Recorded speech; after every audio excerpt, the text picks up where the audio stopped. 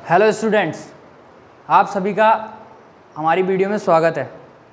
हम पहले पढ़ चुके हैं in end on position, electric dipole के कारण in broadside on position और भी कुछ चीज़ों के बारे में पढ़ चुके हैं। लेकिन आज हम आपके पास में लेकर आए हैं force and torque on a dipole in a uniform electric field, कि अगर किसी यूनिफॉर्म इलेक्ट्रिक फील्ड में एक इलेक्ट्रिक डायपोल रखा हुआ है तो उसको टर्न कराने के लिए कितना फोर्स लगता है, कितना टॉर्क लगता है, वो आप लोग इस वीडियो में जानोगे। और गाइज, आपको अगर वीडियो पसंद आया करे तो आप लाइक, सब्सक्राइब और शेयर भी कीजिए। तो चलिए स्टार्ट करते हैं। आप देख पा रहे हो, सबसे पहले हमने एक डायग्राम बना लिया। इस डायग्राम में ये जो लाइंस हैं, पैरेलल लाइंस जो दिख रही हैं आपको, ये किसको रिप्रेजेंट करती हैं? ये आपके पास में यूनिफॉर्म इलेक्ट्रिक फील्ड को रिप्रेजेंट करती हैं।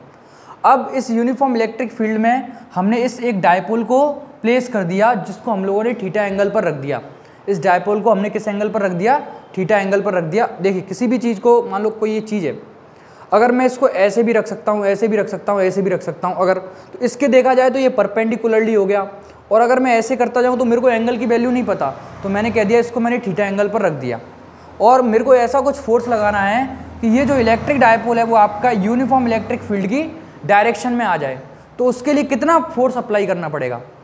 कितना फोर्स अप्लाई करना पड़ेगा? तो सबसे पहले हमने एक इलेक्ट्रिक डायपोल बनाया। आप जानते हो इलेक्ट्रिक डायपोल एक में दो चार्ज कंसिस्ट होते हैं जो कि सेम मैग्नीट्यूड के होते हैं। एक होता है माइनस क्यू चार्ज और एक होता है plus Q charge. Same magnitude से मतलब होता है इनके पास जो नंबर है, जो न्यूमेरिकल वैल्यू है, वो कैसी है? सेम है। लेकिन जो इनकी प्रॉपर्टीज़ है वो जो माइनस है और ये एक प्लस है, इनको एक 2a सेपरेशन पर हमने एक क्या कर दिया? रख दिया।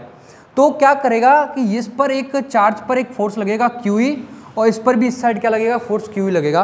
क्योंकि आप लोगों ने वो एक थ्योरम पढ़ी थी, फॉर्मूला E बराबर F/Q0, यहाँ पर Q रखा हुआ है, तो F बराबर क्या होगा? QE। नहीं पढ़ा तो आप हमारे पिछले लेक्चर्स में जाके देखिए कि अगर किसी यूनिफॉर्म इलेक्ट्रिक फील्ड में कोई चार्ज रखा हुआ है तो उस पर एक फोर्स वर्क करता है। उस फोर्स को हम लोग क्या बोलते हैं? QE फोर्स बोलते हैं।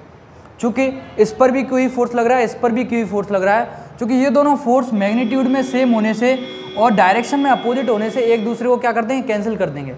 लेकिन इस फोर्स के कारण ये इस इलेक्ट्रिक डायपोल को क्या करेगा? घुमाने का प्रयास करेगा। जैसे कोई भी चीज़ ऐसे रखी हो, इसको क्या करेगा? ये घुमाने का प्रयास करेगा। इसको क्या करेगा? घुमाने का प्रयास करेगा। तो इसको इलेक्ट्रिक फील्ड की डायरेक्शन में लेकर आना होगा। तो इसको हमने क्या कर लिया? एक पॉइंट को फिक्स कर लिया। जैसे देखिए, मान लो मेरे पास कोई चीज़ इस तरीके से रखी हुई है, इस तरीके से कोई चीज़ रखी हुई है। अब मेरे को इसको घुमा करके इस डायरेक्शन में लेकर आना है, तो मैं इसका एक पॉइंट तो फिक्स रख सकता हूँ और एक पॉइंट को ऐसे घुमा सकता हूँ। एक पॉइंट को क्या कर सकता हूँ? फिक्स कर सकता हूँ, और एक पॉइंट को क्या कर सकता हूँ? घुमा सकता हूँ। तो जब चीज़ों को घुमाया जाता है एक पॉइंट को फिक्स करके, तो वहाँ पर एक फोर्स अप्लाई होता है, जिस फोर्स को हम लोग टॉर्क नाम से भी जानते हैं। तो हमने क्या किया? इस पॉइंट को फिक्स कर लिया, यहाँ से हमने इस पॉइंट पर परपेंडिकुलर ड्रॉ कर लिया। तो ये आपके पास में पूरा डायग्राम हो गया। अब देखिए इसका टॉर्क का फॉर्मूला क्या निकलता है। तो आप सारे जानते हो, जो टॉर्क होता है आपके पास में, टॉर्क को टाउ से डिनोट किया जाता है और इसका फॉर्मूला होता है 1 force into perpendicular distance between the two forces, into perpendicular distance between the two forces. Okay, तो आप देख पा रहे होगे जैसा कि एक फोर्स, मतलब एक फोर्स तो उस पर लग ही रहा होगा। तो जो ये QE जो सेम मैग्नीट्यूड का आपके पास में जो फोर्स दिया हुआ है, वो सेम मैग्नीट्यूड का फोर्स है। तो एक फोर्स तो आपके पास में टाउ ये लगा रहा है इसको घुमाने के लिए, इसको घुमाने के लिए ये एप्लीकेबल हो रहा है। और इन दोनों फोर्सेस के बीच की, ये दो आप देख पा रहे होगे, इन दोनों फोर्सेस के बीच की जो इस चार्ज पर फोर्स लग रहा है, इस चार्ज पर फोर्स लग रहा है, उन दोनों फोर्सेस के बीच की परपेंडिकुलर डिस्टेंस क्या है? यही तो है। तो हम कह सकते हैं ये भी। तो इसको मैं इक्वेशन नंबर 1 दे देता हूँ। अब अगर इस इक्वेशन से मेरे पास OB की वैल्यू आ जाए तो मैं इसको आसानी से कर पाऊंगा। तो आप देखते हो, आप सब लोग जानते हो कि ट्राइंगल, राइट एंगल ट्राइंगल देख लीजिए, राइट एंगल ट्राइंगल AOB में, in right angle triangle AOB में आप जानते हो जो भी चीज़ हमें निकालनी होती है उसे हमेशा हम कहाँ रखते हैं? न्यूमरेटर में रखते हैं, हमेशा ऊपर रखते हैं। तो जो भी चीज़ निकालनी है, हमें क्या निकालनी है? ये वाली डिस्टेंस निकालनी है, कितनी आएगी? तो मैंने क्या रख लिया? इसको ऊपर रख लिया। और जो हमको गिवन होता है, हमें ये इलेक्ट्रिक डायपोल की सेपरेशन डिस्टेंस गिवन है, तो हमने इसको क्या लिख लिया? यहाँ पर 2a लिख लिया। चूँकि हम देख पा रहे हैं कि जो थीटा होता है उसके सामने वाली साइड परपेंडिकुलर होती है और 90 डिग्री के सामने वाली साइड हाइपोटेनियस होती है। तो आपके पास में ये परपेंडिकुलर हो गया और आपके पास ये हाइपोटेनियस हो गया। ये आपके पास में क्या हो गया, हाइपोटेनियस हो गया। और आप सारे बच्चे जानते हो कि परपेंडिकुलर अपॉन हाइपोटेनियस किसके बराबर होता है, साइन थीटा के बराबर होता है। तो अब आगे वाली स्टेप में हम क्या करेंगे कि देखिए इस OB की वैल्यू यहाँ से क्या निकल के आ जाएगी आपके पास में, इस OB की वैल्यू आपके पास में 2a साइन थीटा निकल के आ जाएगी। अब इस OB का वैल्यू का मान आप इस इक्वेशन में रख दीजिए तो आप देख पाओगे कि टाउ बराबर QE into 2a sine theta. जैसा कि आप जानते हो कि Q into E 2a sine theta हो गया।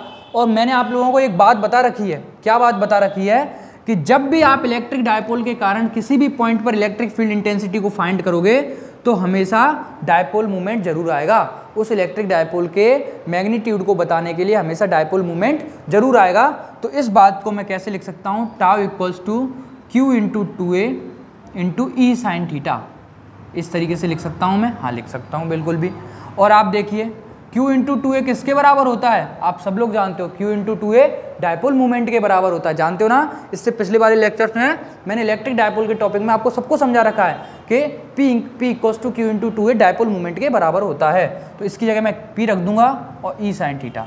तो आप जान गए कि कितना टॉर्क लगेगा अगर कोई चीज़ थीटा एंगल पर रखी हुई है, कोई इलेक्ट्रिक डायपोल, तो आपके द्वारा टाउ बराबर P साइन थीटा लगेगा, P साइन थीटा। इसको मैं वेक्टर फॉर्म में भी लिख सकता हूँ, इसको मैं किस फॉर्म में लिख सकता हूँ, वेक्टर फॉर्म में लिख सकता हूँ। आप 11th क्लास में पढ़े होगे तो टाउ वेक्टर बराबर साइन थीटा गायब हो जाएगा तो P vector cross E vector आपके पास में आ जाएगा। आई बात समझ में, सब लोगों को ये बात अच्छे से समझ में आ गई होगी। अब जरा ध्यान से देखना, इसमें दो केस और बन सकते हैं। पहला केस क्या बन सकता है कि अगर कोई जो इलेक्ट्रिक डायपोल है वो इस इलेक्ट्रिक फील्ड इंटेंसिटी यानी जो यूनिफॉर्म इलेक्ट्रिक फील्ड है उसकी डायरेक्शन में रखा हो। जैसे मैंने कहा कि इलेक्ट्रिक फील्ड की लाइंस इस तरीके से बनी हुई है, इलेक्ट्रिक फील्ड की लाइंस इस तरीके से बनी हुई है और मेरा इलेक्ट्रिक डायपोल भी ऐसी तरीके से रखा हुआ है, तो मुझे इसको घुमाना ही नहीं। क्यों घुमाऊंगा तो मैं तब ना जब ये ऐसे रखा होगा या ऐसे रखा होगा। अब पहले से ये इलेक्ट्रिक फील्ड की डायरेक्शन में है और मेरे को इसको इलेक्ट्रिक फील्ड की डायरेक्शन में करना आया था किसी इलेक्ट्रिक डायपोल को, तो मैंने उसको घुमाया।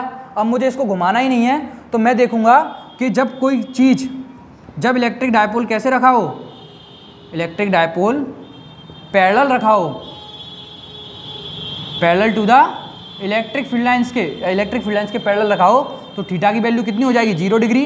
तो टाउ कितना लगेगा आपका, P साइन 0, तो इसका मान कितना आ जाएगा, 0 आ जाएगा आपके पास। इसकी वैल्यू कितनी आ जाएगी आपके पास में, 0 आ जाएगी।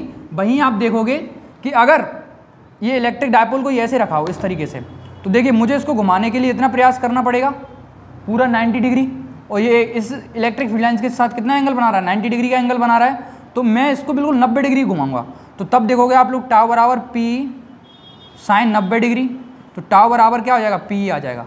मतलब जब कोई इलेक्ट्रिक डायपोल किसी भी यूनिफॉर्म इलेक्ट्रिक फील्ड में परपेंडिकुलरली रखा होता है तो उस पर मैक्सिमम टॉर्क अप्लाई होता है और वो मैक्सिमम टॉर्क की वैल्यू क्या होती है, P होती है। और जब कोई इलेक्ट्रिक डायपोल किसी यूनिफॉर्म इलेक्ट्रिक फील्ड में पैरेलली रखा होता है इलेक्ट्रिक फील्ड लाइंस के, तो वहाँ पर 0 डिग्री एंगल बनता है और वहाँ पर टॉर्क भी कितना एप्लीकेबल होता है, 0 होता है। क्यों, इस पर क्या टॉर्क अप्लाई होगा, मान लो इलेक्ट्रिक फील्ड लाइंस भी इसी साइड और ये भी इसी साइड उसी डायरेक्शन में रखा हुआ है, तो टॉर्क की वैल्यू क्या होगी, 0 होगी।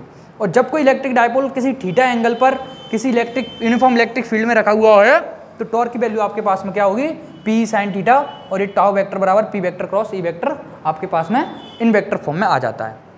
आज के लिए इनफ है इतना, और हम धीरे धीरे आपके पास डेरिवेशन लेकर ही आ रहे हैं।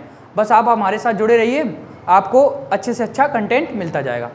और थैंक यू स्टूडेंट्स। अगर आपको वीडियो पसंद आए तो लाइक कीजिए, शेयर कीजिए, सब्सक्राइब कीजिए, और भी अपने दोस्तों को जो क्लास 12 के दोस्त हैं, MP बोर्ड के हैं, हिंदी मीडियम से हैं, उनको भी भेज दीजिए करिए, तो वो भी चीज़ों को आसानी से समझ लेंगे। Thank you students.